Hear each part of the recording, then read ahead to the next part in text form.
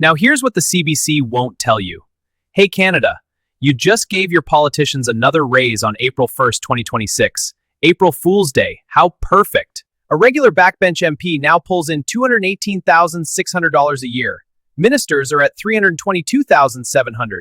And the guy at the very top, Mark Carney, is taking home $437,200 in base salary. They want you to get mad about that $13,000 bump so you don't notice the real money. Because while you're trying to stretch your grocery budget, their portfolios are growing faster than your entire yearly paycheck. And they're doing it with policies they vote for themselves. Let me lay it out plain. Mark Carney didn't just work for Brookfield Asset Management, he ran the damn thing. Before he became prime minister, he held over $6.8 million USD in unexercised stock options. With Brookfield stock hitting record highs and the dividend now at $1.79 a share, that position has easily crossed $10 million.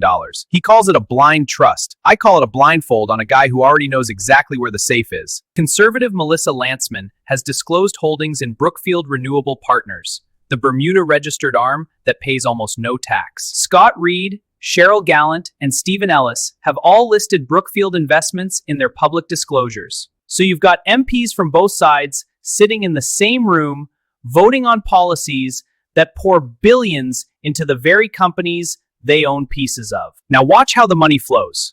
When this government announces another billion-dollar green infrastructure subsidy, or a heat pump rebate program, or a massive renewable energy tender, Brookfield is perfectly positioned.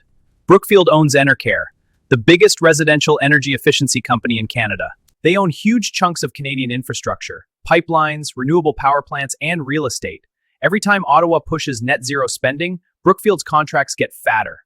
And every time those contracts get signed, the stock price moves, sometimes 3 or 4% in a single day. That's $150,000 to $200,000 in one trading day for a minister with a $5 million diversified portfolio. That's not a salary, that's a heist. While you're checking the couch cushions for bus fare, Anita Annan's portfolio is probably growing by more than a teacher's annual salary before she finishes her morning latte. While Sean Fraser tells you he's working hard on housing, the equity in his own properties keeps climbing because supply is being kept tight. While Francois-Philippe Champagne talks about economic growth, his connections are cashing in on the very contracts his government is awarding.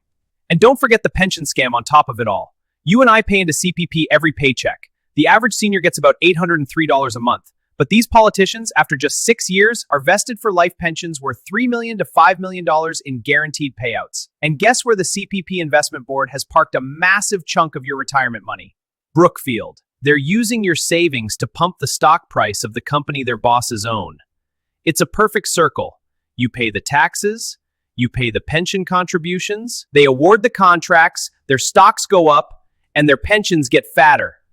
So while you're choosing between heating your house and feeding your kids, these people are getting richer every single day their own policies pass.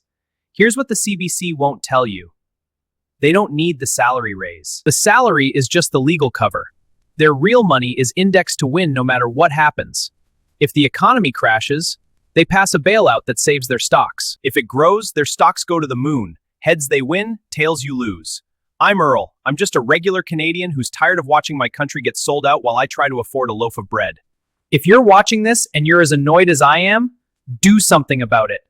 Call your MP. Share this. Talk to your neighbors, because the people in Ottawa aren't looking out for you.